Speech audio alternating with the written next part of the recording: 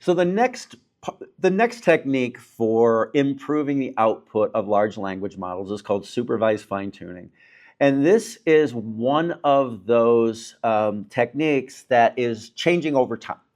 And it really applies to local models because you cannot do supervised fine tuning on a cloud model. So you can't do fine tuning on ChatGPT, you can't do it on Claude, you can't do it on Gemini, but like you can do it on Gemma, which is the open source model of Google. So there this is the ability to train the model with labeled examples. And what you're doing in this case is you're teaching the model how you want the output to come. So you're using a tool like Unsloth, and you're training the model to return the output in a certain format. So what you're doing is you're adding a layer to the neural network. If you're doing parameter efficient fine tuning, you're adding an additional layer to the neural network, and you're saying, if my input comes in like this, my output